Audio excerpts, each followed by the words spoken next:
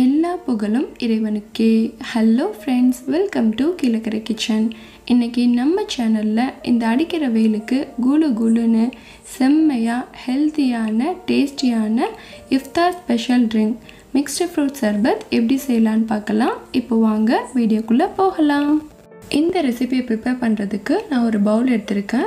இதில் காய்ச்சி ஆற வச்சு ஃப்ரிட்ஜில் 4 மணி நேரம் வச்சு எடுத்த 1 லிட்டர் பாலை ஆட் பண்ணிக்கிறேன். இந்த மில்க் நல்ல சில்லுன்னு இருக்குது.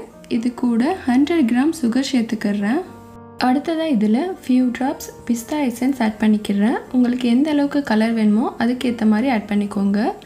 இப்போது நம்ம சேர்த்த எசன்ஸ் அண்ட் சுகர் எல்லாமே நல்லா கரையிற வரைக்கும் இதை மிக்ஸ் பண்ணி விட்டுக்கிடலாம்.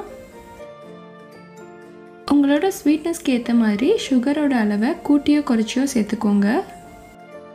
அடுத்ததாக ஃப்ரூட்ஸை 1 by 1 சேர்த்துக்கிறேன்.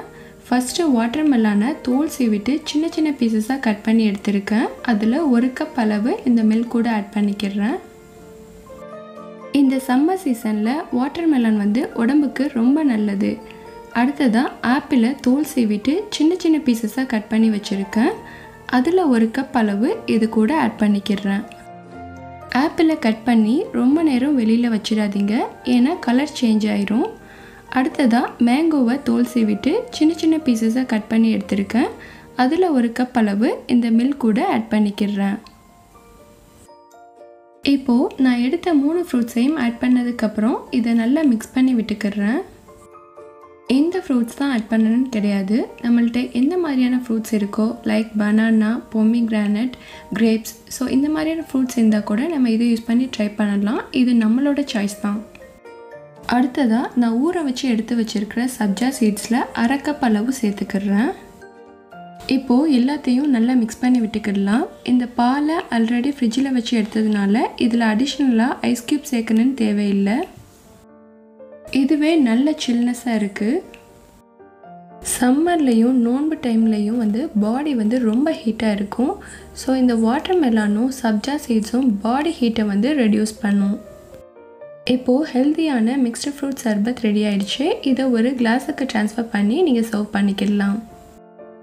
ஃப்ரூட்ஸ் சாப்பிட கஷ்டப்படுற குழந்தைங்க கூட இந்த மாதிரி பாலில் ஃப்ரூட்ஸ் ஆட் பண்ணி சர்பத்தாக செஞ்சு கொடுக்கும்போது அவங்களுக்கு தேவையான கால்சியம், விட்டமின், மினரல்ஸ் எல்லாமே ஒரே டைம்லேயே கிடச்சிடும்.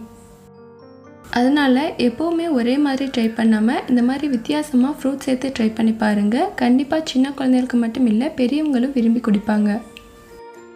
ஸோ இன்றைக்கி நான் செஞ்ச இந்த ரெசிபி உங்கள் எல்லாருக்குமே பிடிச்சிருக்குன்னு நினைக்கிறேன். வீடியோ பிடிச்சிருந்தா please like, comment, share and subscribe my channel. Thank you.